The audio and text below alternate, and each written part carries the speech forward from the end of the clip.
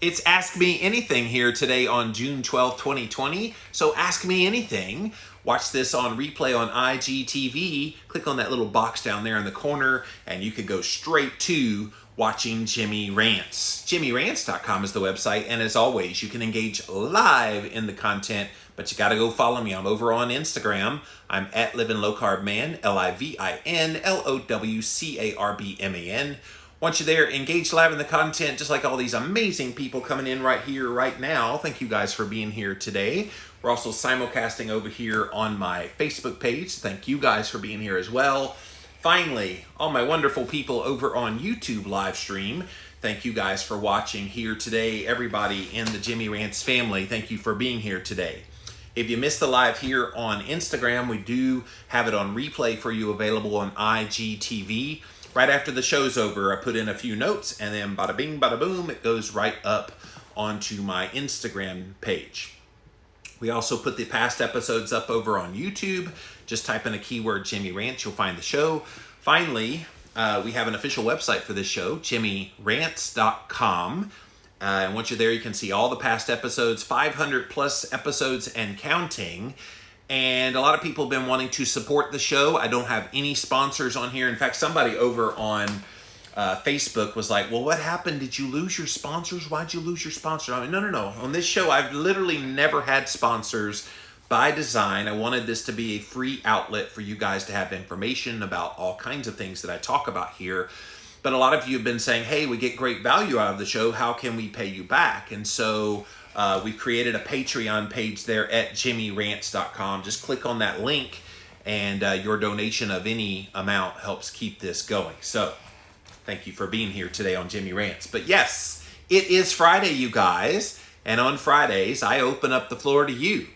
So this could either be a very boring show if you ask me no questions whatsoever, or it could be a very engaging show. And I will challenge any of you on any of the three platforms. Ask me something that you think I've never been asked before. Good luck with that, by the way. I've been interviewed thousands of times by people, and I always ask them that question. Ask me a question you think I've never been asked before. So this ought to be interesting. If you think you have a question that I've never been asked about before, fire away. That should be fun. We'll see what happens. But literally anything about keto, fasting, social media, podcasting, book writing, anything about me personally, whatever you want to talk about. So I have a few articles I want to get to, but before I get to these articles and then come to your questions, I have to say something about some of the things I've been writing about the race relation stuff lately. I've got white people who are responding to some of my posts somewhere like with the following words. I don't know why you're bringing up this thing from the far distant past. I don't know why we have to keep bringing up race. Don't you know this is just a conspiracy to keep us divided, and that you're adding to the conspiracy and you're adding to the division by saying all these things, and I think we should just move on and be colorblind and live one happy life as part of the human race. Now, to a white person, that seems so reasonable, doesn't it? Oh, wow, yeah, we should be colorblind. We shouldn't be bringing up race. We need to just live our lives. I'm happy living my life as if nothing is wrong at all. And guess what? For you, it probably isn't. But for our black brothers and sisters, it very much is. And so I think by you saying these seemingly innocuous and things that seem like they're great, you have no idea you're a part of the problem. You have no idea you're perpetuating the very reason so many in the black community are up in arms right now. They think you don't care by having that attitude. And so can I, as the whiter than white Jimmy Moore, implore you to look deeper inside yourself and put yourself in the shoes of a black man or black woman right now, and to see why we need to care about this issue probably now more than ever before, and that lay aside your own biases about what you think the motivation is for this. I get it. I've seen all the things out there that people are saying, well, they're just trying to stir up race division so that they could help to get Donald Trump out of office. And okay, I've seen all that stuff. You know what? None of that matters. None of that matters as much as the human interest story. And the human interest story is black people have been oppressed.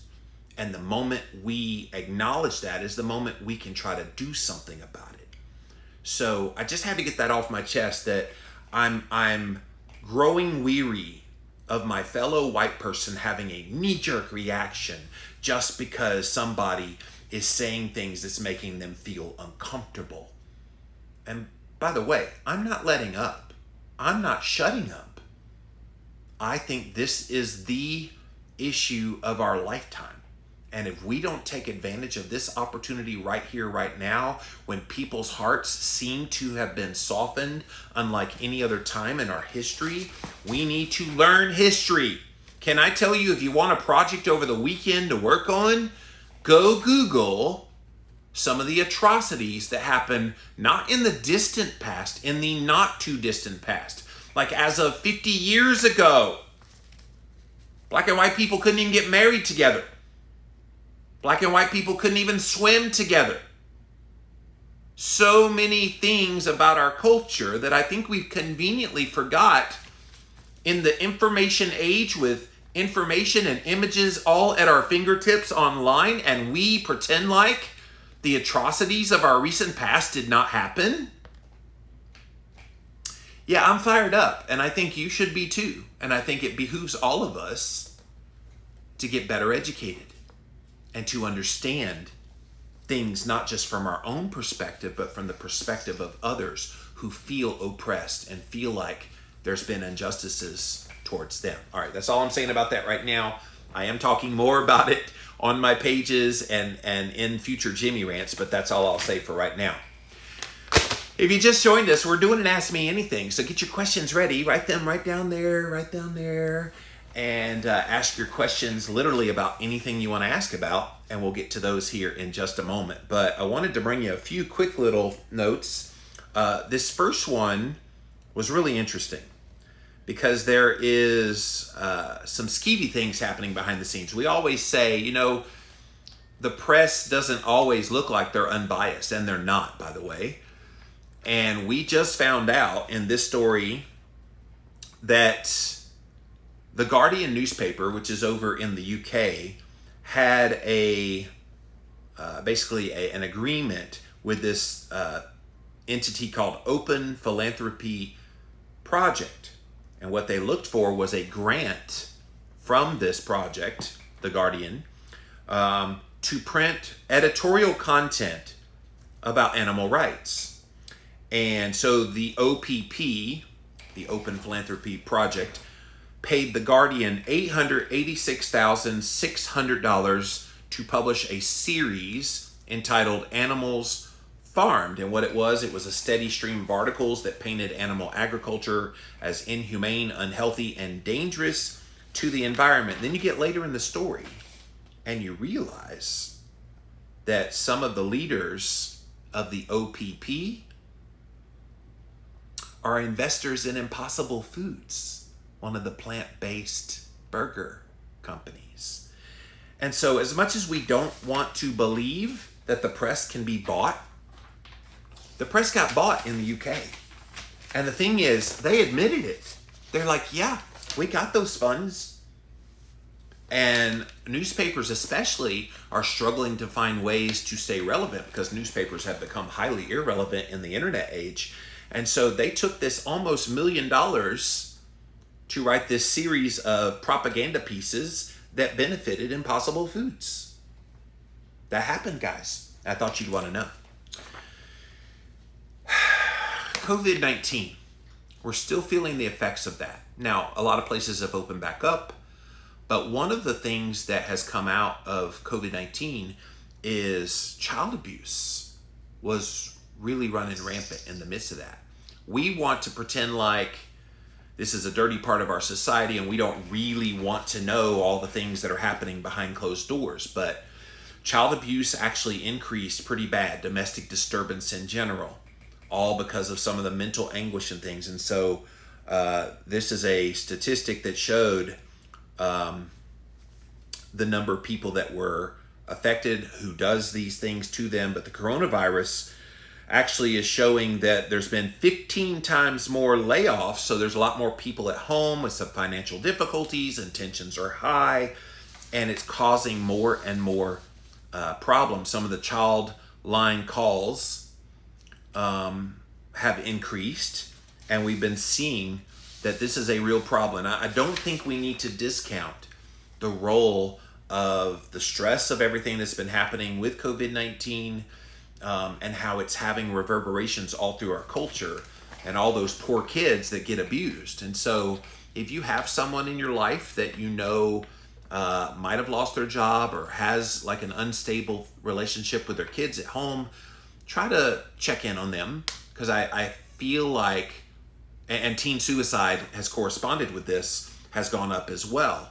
So it's a sad situation. And again, it's a part of our culture that we don't want to look at, but it's there, you guys. And I will remind you too, and I brought this up a couple weeks ago on Jimmy Rants, there is this trend among teenagers especially, that when their life gets tough and they're stressed out, they cut themselves, cut their leg, cut their arm, cut parts of their body, not trying to kill themselves, but just having cuts on the body. And like, that's heavy stuff when you start hearing about self-mutilation, all because life is too much to handle. So just know that COVID-19 has exacerbated that problem, and so let's be caring and mindful of all those people.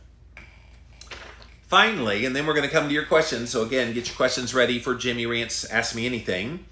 Asymptomatic spread of coronavirus is very rare, according to the World Health Organization. So they put out this press release this week that said, we've been telling you wear a mask because if you're asymptomatic, you could spread it on and you would never know, and they would never know, and da-da-da. Well, now they're saying, oh, it's kind of rare.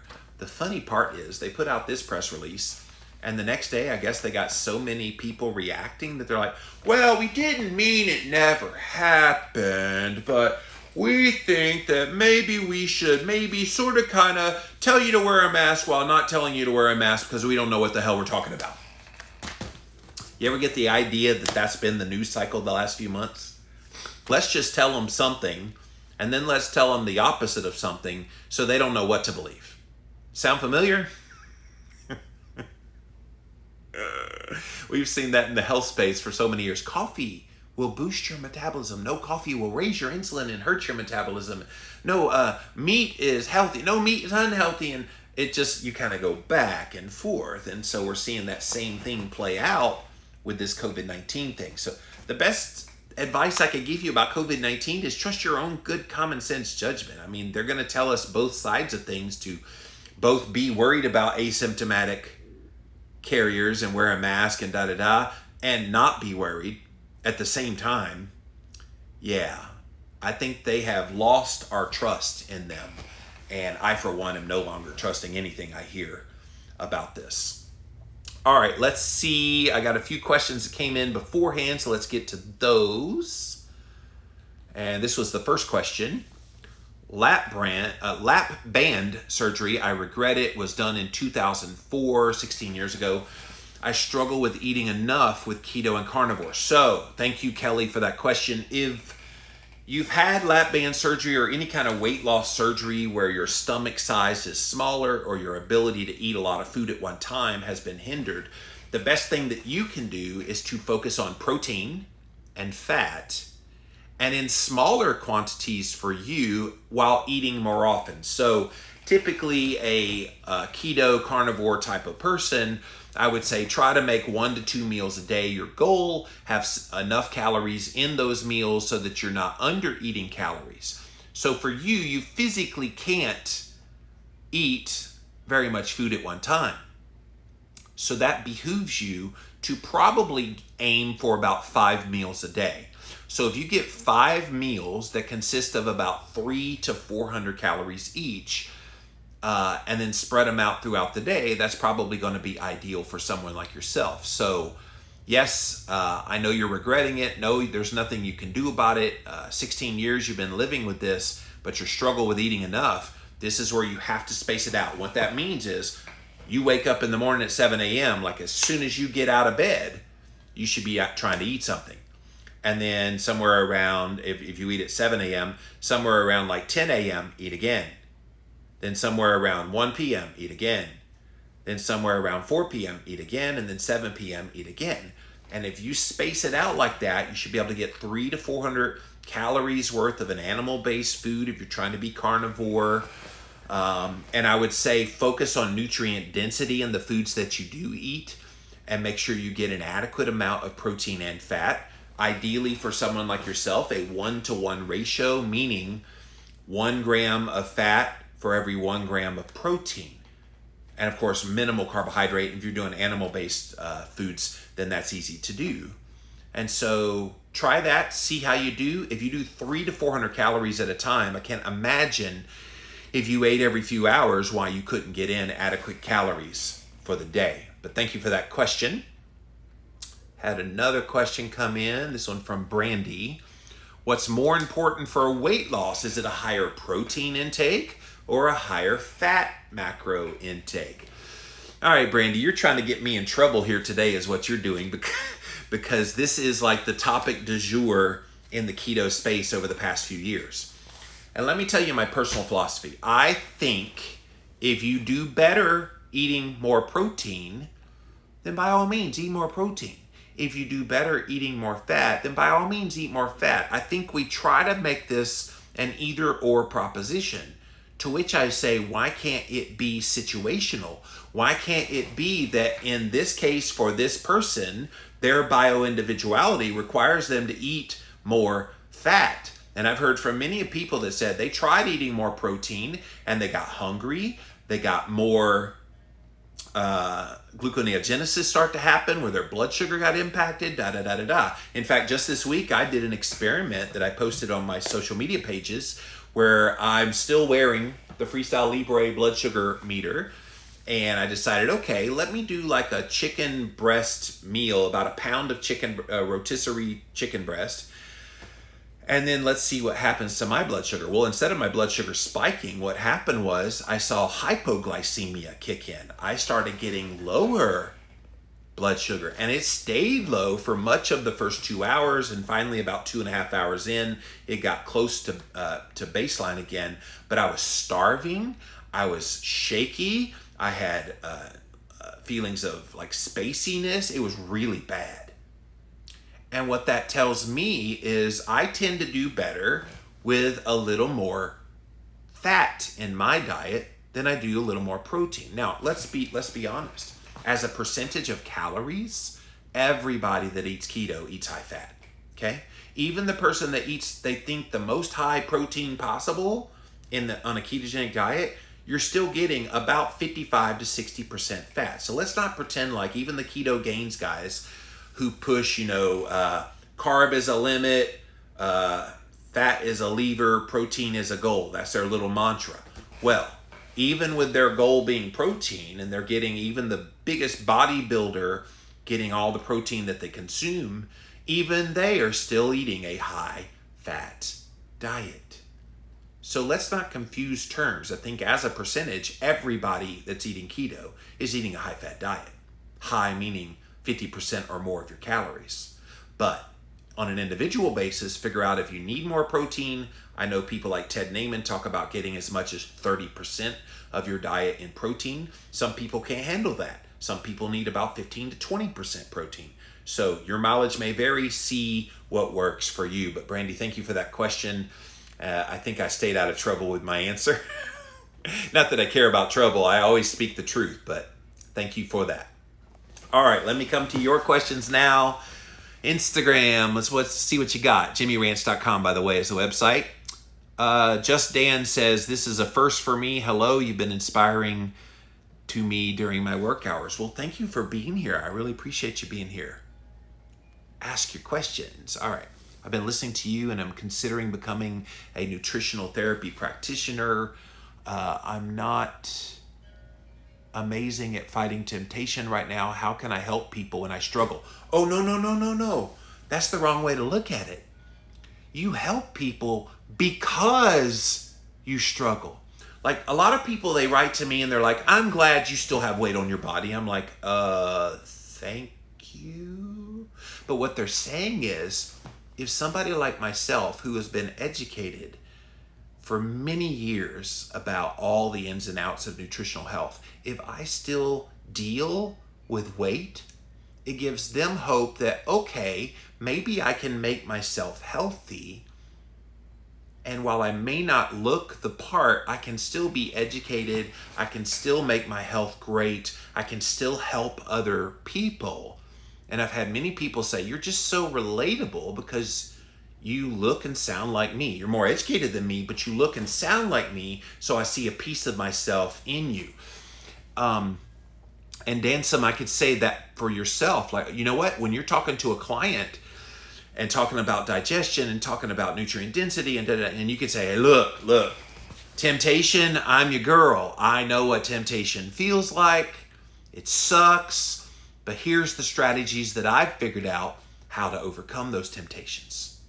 I ate a little more fat. I made sure that when I got tempted by food, I did this, this, and this. Do you see how powerful that is? And I think people underestimate being someone in the health space. They think, oh, you have to have everything figured out. You have to be perfect in your diet always. You have to be the model citizen of all things. Can I tell you, those are the people I don't follow, with all due respect. Because if you look like you've got it all figured out and you never tell me you struggled, how do I ever relate to you? And so that relatability, don't deny that, Danson. I think that's your end.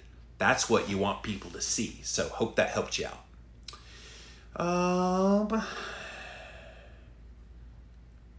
What do you think about a protein shake to break your fast, says Daniel. Yeah, I mean, really anything can help break your fast as long as you go slow, as I was talking about last week when we were doing a lot of videos on fasting.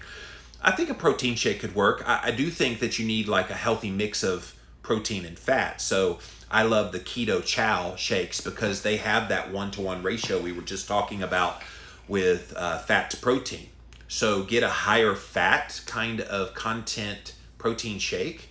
And I think it's probably a good thing to do. But really anything can break a fast. But yeah, if you want to use a protein shake, go for it. I would say it's probably a better, not one to actually break the fast with your meal. Don't have that as your meal, but to have that as the little something. Remember, you're supposed to eat a little bit of something to get the blood flowing back to your stomach again. I think a protein shake, a keto chow shake, something like that, could definitely be helpful in that role. And then 1 hour later, have your normal meal. Low Carb New Yorker, no questions, just some love your way. Looking good. Miss seeing you in the car as I'm no longer commuting. I'm teaching from home now. Yeah. And I got a Jimmy Rant studio. I used to do Jimmy Rants inside my car quite a bit. But now I have a fancy studio that I do this from. So nice lighting and everything. In fact, I don't normally turn the camera around. I'll show the Instagram. But this is the light that shines right on my face doing these Jimmy Rants. What did those cost me? Like $80? The funny part is the bulb alone is like $70 for those really bright lights on me, but it looks good on camera. You still got my mug to look at, but thank you for that, Low Carb New Yorker. Welcome Home Farm says calories in weight loss. If your diet is good and healthy, does the number of calories count?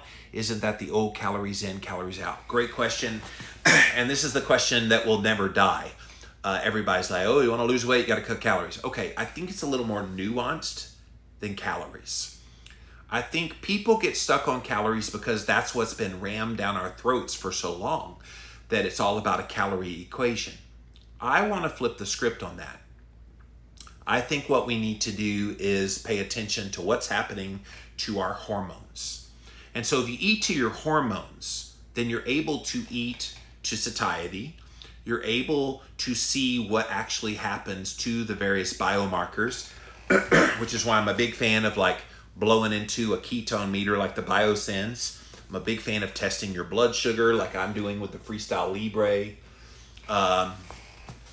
Big fan of just watching how you're doing.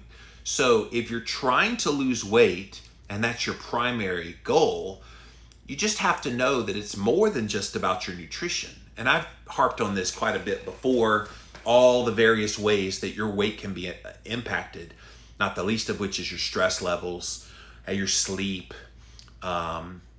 exercise, what you're doing as far as the kinds of exercise, so many factors involved. And the moment we try to pretend like it's all about what you're putting in your mouth versus what you're expending at the gym, I think you miss the forest for the trees. And you can't deny that past choices also play an impact. So I think we try to simplify it because it makes our brains feel better, but I think this whole idea of weight loss gets convoluted by all these extra things that then people are like, well, you're eating too many calories. Okay, I'm down to 1,400. What is too many? Oh, well, you're just still eating too many. You should cut them more. Okay, when you cut them more, your basal metabolic rate slows down. So then what? Well, you need to cut them more. So what? Do I keep cutting as my basal metabolic rate goes down? So I've come to the conclusion this whole weight loss thing, it should not be your primary goal. Your primary goal should be getting healthy. And if you're healthy, and if your body is operating the way it's supposed to, and if you calm down all of the hormonal things going on in your body, then a nice side effect of that should be weight loss. But don't make it your goal. Now, people criticize me, well, it's convenient for you to say, you fat ass. So you hear those kinds of things and they're like, okay, you should make weight loss your goal. To which I say, okay, that's your goal for me. My goal for me is to be healthy. Does it mean I don't want to lose weight? Obviously not. I would. Does it mean I obsess about it to the point that I stress myself out? Which, oh yeah, by the way, makes it hard to lose weight? No, I stopped doing that many years ago. All right, thank you, Instagram. Let me pop over here to my Facebook page. What's up, guys? See what you guys have to say, what kind of questions you have for this Ask Me Anything. By the way, keep the questions rolling. We have another half an hour here on Jimmy Rants.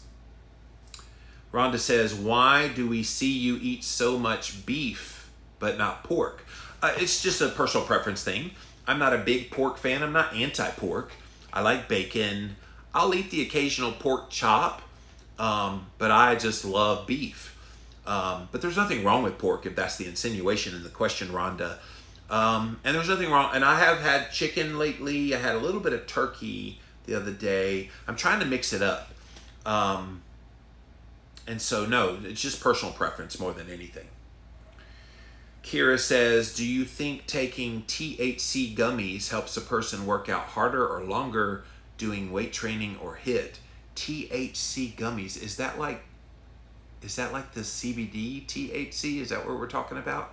Can I have some? I'm just kidding. Helps a person work out harder or longer. Well, I know CBD in general is an anti-inflammatory, and so I would assume if inflammation is being controlled, you could probably work out harder and longer. But I don't know, to be honest with you. I've never actually tried THC gummies. You can send me some, Kira, if you want to. I don't know is the answer. Tracy says, what is refeeding syndrome? Great question. So this is in the context of fasting. So when you have done an extended fast, like a lot of people did last week, we did a 7-day fast. When you end the fast, if you went straight into eating a whole lot of food really fast, then that could trigger this condition that you're describing here called refeeding syndrome. So basically, it's where you eat so much food so fast and your body was not ready for it that you start to have trouble and it starts to cause pain. And it's actually very dangerous. This is something we wrote about in my book, The Complete Guide to Fasting, is beware when you break your fast that you don't break it too fast with a lot of food. So to prevent refeeding syndrome, that's why we say have a little something about an hour before you eat. And then when you do start eating, eat gentle food so you slowly get back into it. Some people get themselves a big old porterhouse steak, 16-ounce porterhouse steak, and try to eat that as their first meal after not eating any food for a week, and their body will revolt on them. So it's not a good thing, Tracy. Nancy says, second month of carnivore, feeling great. No measuring, love my life. Well, that's great. Keep it going. Thank you for sharing your testimony. Michelle says, any suggestions for a nutrition consultant certification for an RN that won't bankrupt me? Well, Michelle, I do think there's a lot of options out there. I can tell you, it depends on what kind of area you want to specialize in. If you want to specialize in like ketogenic nutrition, there's several kind of certifications out there. I know Dr. Ryan Lowry and his group have one. Maria Emmerich has one. So if you want to like specialize in keto, that's one area. If you want to specialize kind of in a general like healthy real food approach, that's where groups like the Nutritional Therapy Association and other ones out there. I can tell you the NTA only because I'm familiar with them. It's about $5,000 to kind of go through the program. And there's some associated fees with books and travel and all this kind of stuff. But the good news is you get done in 9 months. And so you get it pretty quick. Sometimes if you go into one of these like college level nutrition courses, it could be, upwards of 2 years to get the degree. So I guess it just depends on what your goal is of what you're trying to do. But if you're already an RN, you probably have some basic knowledge about a lot of the physiology of things. What you need is just the hard knowledge of what to do for nutrient density, what to do for digestion, and what kinds of foods do this, and how to get the various nutrients in your body. So I think the NTA would be a great one. Nutritionaltherapy.org or .com, I forget what it is, but look it up, Nutritional Therapy Association.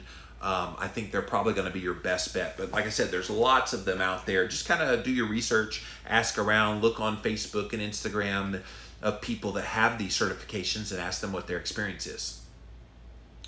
Judy says, if I eat chicken, I get so hungry and I end up overeating. Well, that's the problem. Chicken has specific amino acids in them that are what's called insulinogenic.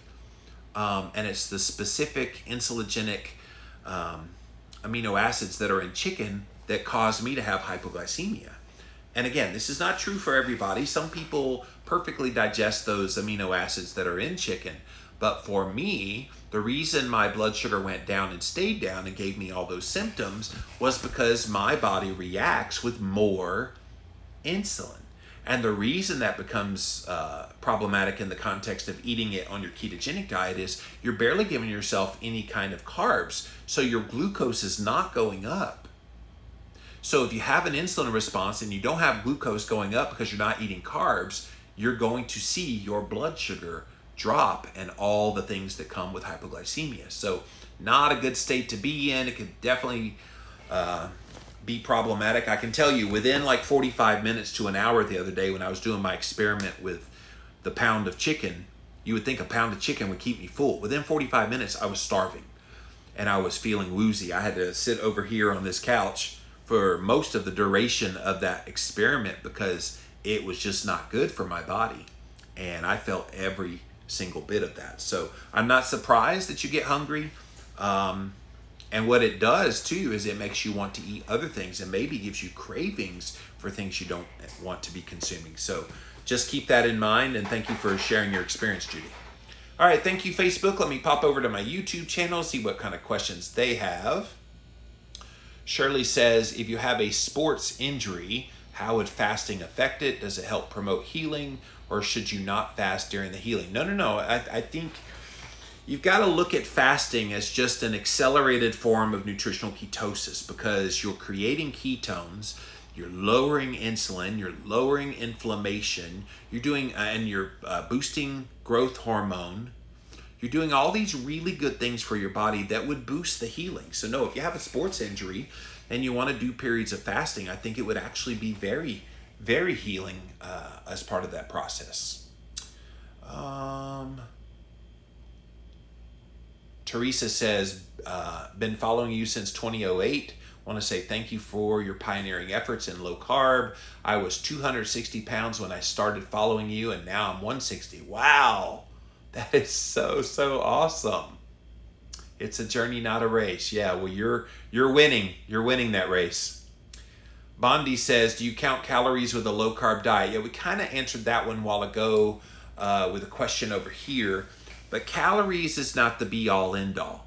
Can you overconsume calories? Obviously. If you blow by satiety, I think you can. But I think we need to be paying more attention to the metabolic effects of the food we're eating, to the hormonal effects. I think we get so caught up in calories because that's the vernacular in the health space.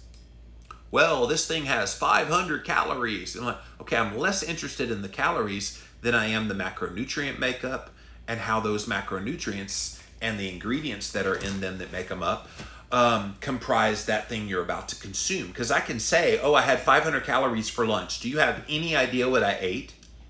No. You don't know if I had a whole grain bagel with fat-free cream cheese and an apple, or if I had 5 ounces of steak. You have no idea what 500 calories means when I just say I had 500 calories. So when people start saying, well, I've only had X number of calories, I'm like, I don't care. How many carbs did you eat? How much protein did you eat? How much fat did you eat? What comprised the food? What was the food? Like yesterday, I went to see my tax guy. This is a funny story. He's got, ulcerative colitis. And he's like, man, my stomach's killing me. I'm like, well, what did the doctor say? He said, oh, I need to be eating very often, lots of carbs at like 4, 5, 6 meals a day. And he knows what I do for a living because he does my taxes. And he said, yeah, I just don't understand why I'm in such pain. I was like, all right, tell me what you had for breakfast. He said, well, this morning I had 1 egg. I said, okay, that's good. You need a few more eggs, but 1 egg. What else?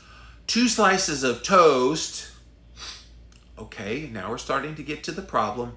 And applesauce on top of the toast. Oh, okay, now I'm seeing why your stomach hurts you. I said, you realize that's a very high carb meal you had, right? Oh, yeah, but the doctor said, I said, do you realize that doctor that's giving you nutrition advice has no training in nutrition? Like, nil. Really? Oh, wow, I just thought they knew everything about health. Yeah, everybody does.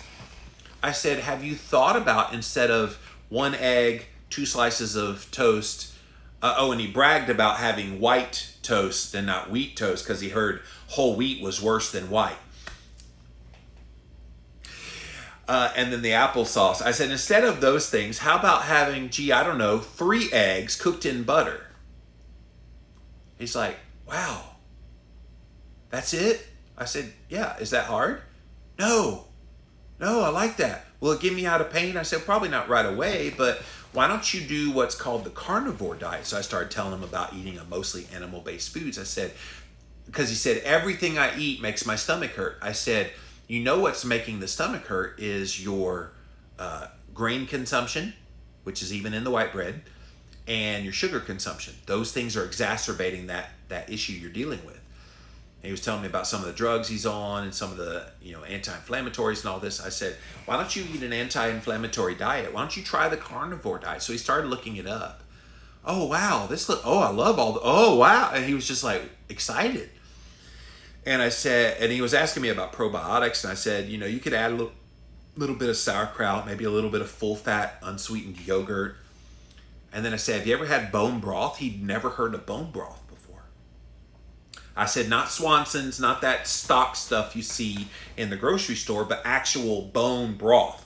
So I gave him a few brands to look up. And, oh, wow, I've never heard of bone broth. So it's like all of these things we take for granted, a lot of people don't have any idea.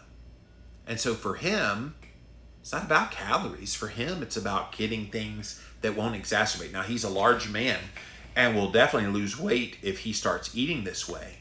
But for him, the goal is to get out of pain and to get this ulcerative colitis under control.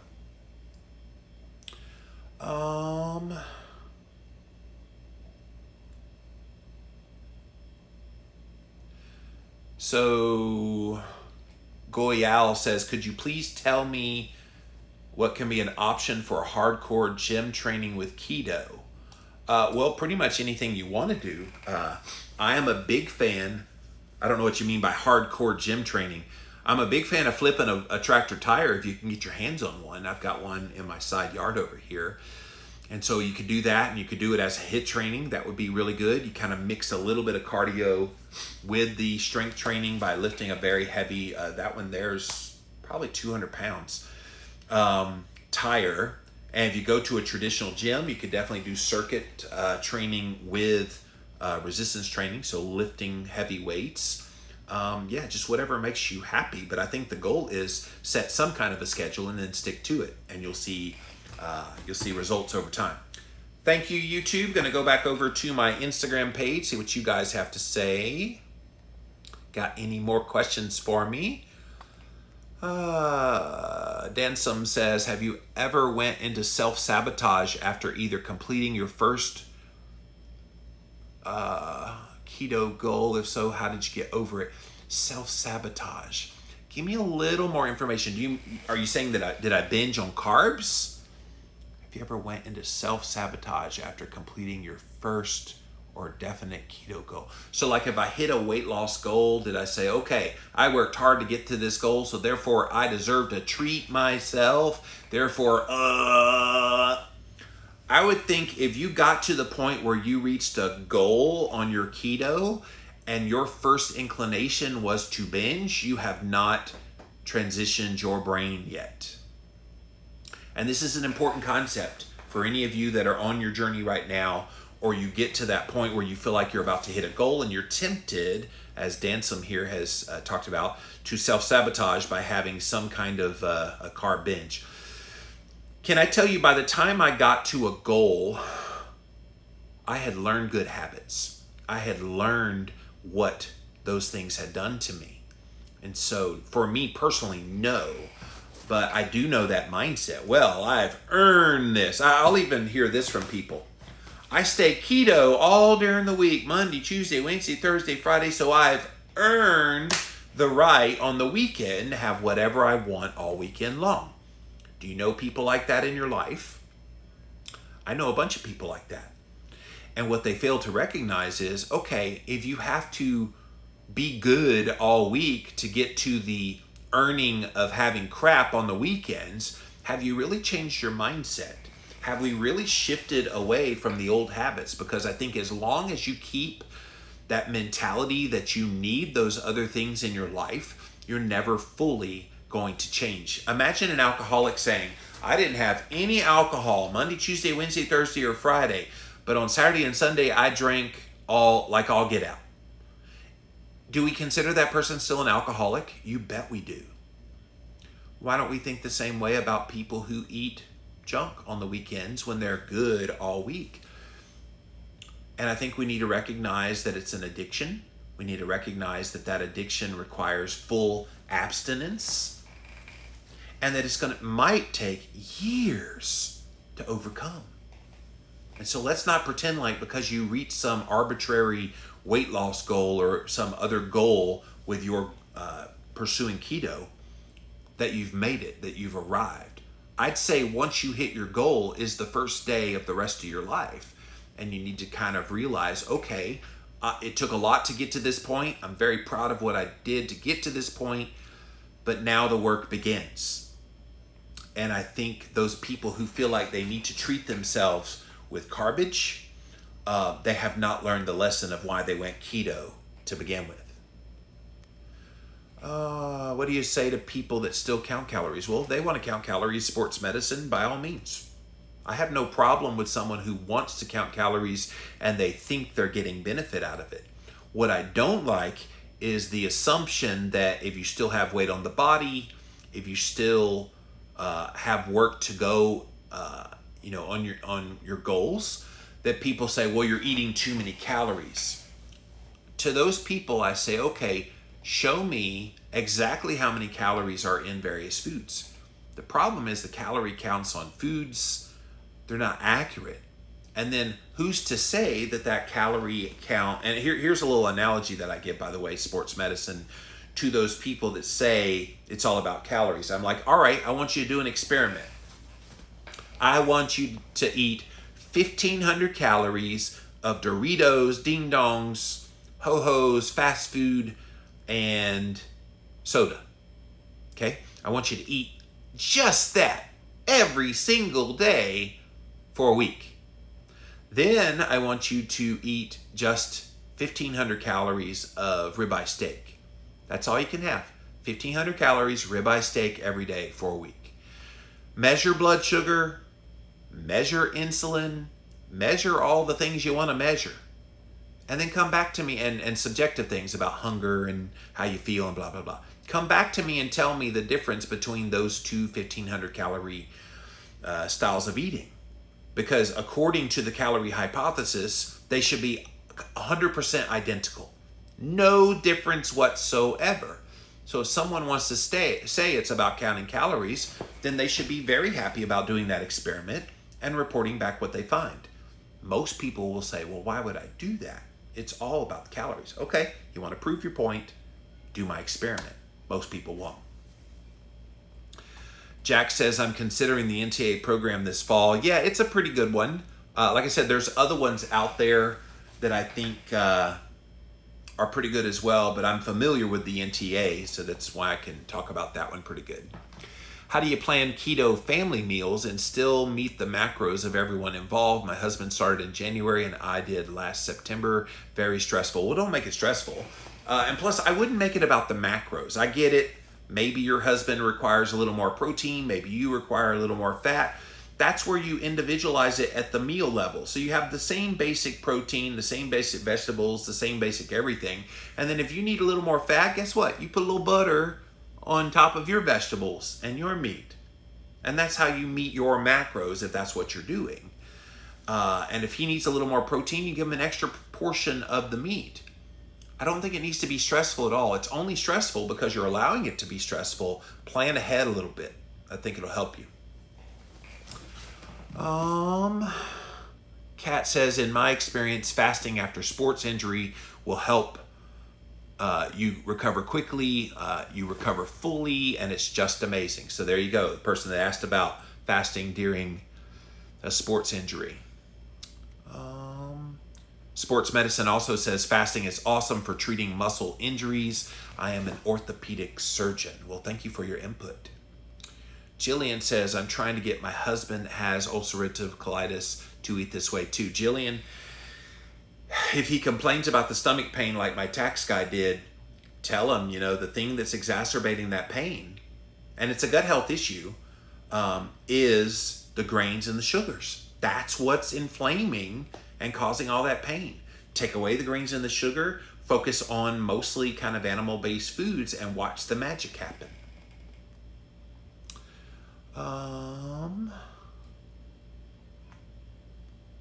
Dansum says, seems like I fought my way to better health, treated myself with keto options, but found myself slipping, backsliding into bad habits. And don't beat yourself up about that. I think we are our greatest critics. We are the ones that come down the hardest on ourselves.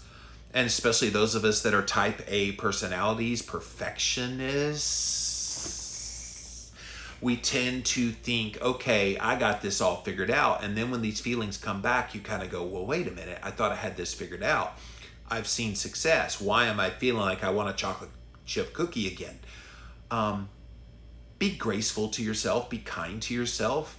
I think sometimes we forget that we've overcome those urges, but the urges are still there. It's kind of like when you have an addiction, you don't ever get rid of the addiction. The addiction's still there. You've just learned how to control it. And so something in your life is triggering that addiction again. And of course, the last few months, we've had some stress between COVID-19 and being cooped up in our houses, the race relations stuff lately. All of that could be adding stress, and even just your own individual stress in your family. Just be aware of that might be what's stoking this in your life. But be graceful to yourself. Try to practice some self-love and meditation and stress relieving kinds of things, and see if that helps you out. All right, I know I saw another comment come in over on YouTube, so let me pop back over there. Winona says, I just started carnivore. I have so much inflammation. I'm a type 2 diabetic. I'm trying to heal my body. Is eating cottage cheese possible on carnivore? I don't like any other cheeses. Yeah, but to me, cottage cheese reminds me of my mama being on a low-fat diet in the 1980s. She used to put cottage cheese on top of her peaches. And so I always associate cottage cheese with a low-fat diet, unfortunately. And that would be the other thing. It's very high in protein, cottage cheese, and not so much in fat. So if you can try to find some hard cheeses, that tends to be the best kind of cheese. Shirley says, I eat cottage cheese on my carnivore. Good Cultures is my favorite brand. It has the best ingredients. Okay, there you go. Like I said, I don't eat it because low-fat diet, mama. Dear Raj says, how to burn that last 15% body fat. I started from 30 and I started my keto on April 1st, 2020. Now losing weight seems to be getting slow. Well, slow weight loss, and you started a couple months ago, it's supposed to be slow right now. I don't know what you mean by slow. Maybe at first you lost somewhere around 4 to 5 pounds a week. Now you're only losing 1 to 2 pounds a week. No, that's normal. I don't know why in our culture we think weight loss has to be this like Speedy Gonzalez thing. Like, to me, I would think, okay, when you first initially start, you're going to lose a substantial amount and that you're going to slow down. That just seems logical when you stop and think about it. And of course, you know why you lose a lot when you first start keto or carnivore. You're dumping glycogen stores because you're not eating sugar, and stored sugar in your muscles all throughout your body gets dumped. Well, the sugar is stored up in water, so that water gets dumped. It's why you pee a lot. It's why you might have to poop a lot and diarrhea but a lot when you first start on a ketogenic diet. That's the body dumping all that excess water. So obviously that water is heavy and it's going to get dumped. It's going to show up on the scale as weight loss. But then once that glycogen is dumped and your body's kind of in the mode of fat burning and you become keto adapted, then the weight loss you see on the scale tends to be fat loss. Okay? So people like freak out. Oh my gosh, I lost 4 to 5 pounds a week. The first time I started keto, I was losing 4 to 5 pounds a week for the first 2 or 3 weeks. And then it stopped entirely and I'm only losing 1 to 2 pounds. I'm like, it didn't stop if you're still losing 1 to 2 pounds. And here's something too. If you're obsessing about your weight on a week-to-week basis, and especially those of you that do it on a day-to-day basis, just know that your weight can fluctuate, and this is shocking for people, but get ready. This is true. I talked and interviewed a gentleman in the research realm for keto. His name is Dr. Steve Finney. That's him up on the wall back there.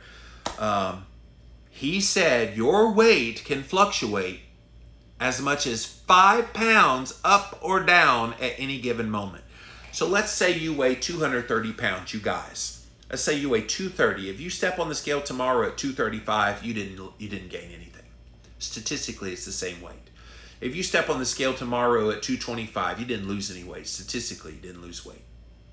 That's the way you need to look at it. This is why stepping on a scale daily is stupid. Step on a scale about once every 4 to 6 weeks if you have to.